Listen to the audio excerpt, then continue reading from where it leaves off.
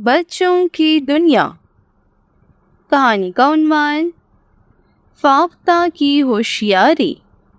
فاختہ: بھولو بھیا سے مجھے ناریل کے کچھ چھلکے دیجیے گا۔ بھولو دمبے کی ناریل کی شاپ جنگل میں بہت مشہور تھی۔ سبھی جانور اور پرندے گرمیوں میں یہاں آ کر ناریل کے ٹھنڈے پانی سے اپنی پیاس بجھاتے تھے۔ اس وقت بھی کافی جانور بھولو کی شاپ پر اسٹرا لگائے ناریل پانی پینے میں مصروف تھے۔ فاختہ کی آواز پر شرارتی طوطے نے مڑ کے اس کی طرف دیکھا اور طنز کرتے ہوئے کہا، کیا آج کھانے کو کچھ نہیں ملا جو ناریل کے چھلکے مانگنے آ گئی؟ فاختہ نے برا منائے بغیر جواب دیا، ارے نہیں طوطے بھائی، کھانا تو کھا چکی ہوں۔ ان چھلکوں سے آہستہ آہستہ بال نکالوں گی تاکہ اپنے لیے ایک اچھا سا گھر بنا سکوں۔ طوطے نے حیرانی سے پوچھا، خیریت؟ تمہیں بڑی فکر ہو رہی ہے نیا گھر بنانے کی؟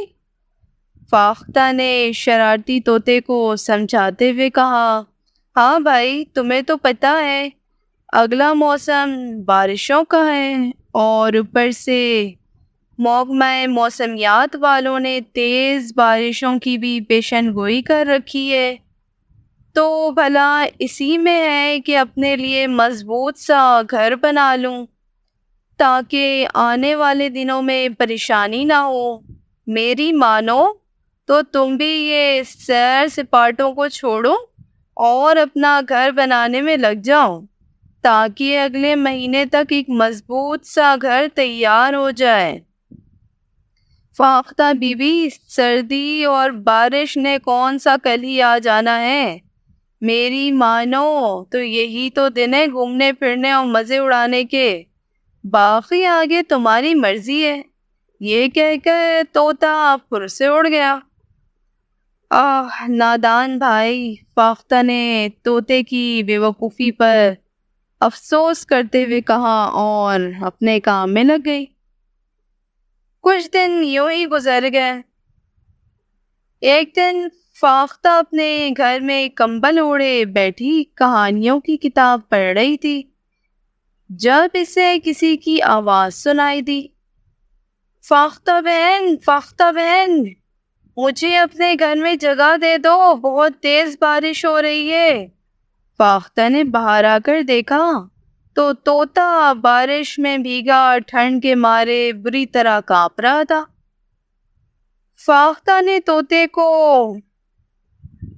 ڈانٹتے ہوئے کہا، میں نے دن رات محنت کر کے گھر بنایا ہے، تمہیں جگہ دے دوں تو خود کہاں رہوں گی؟ تم گرمیوں کے موسم میں کہاں تھے؟ اپنے لیے گھر نہیں بنا سکتے تھے؟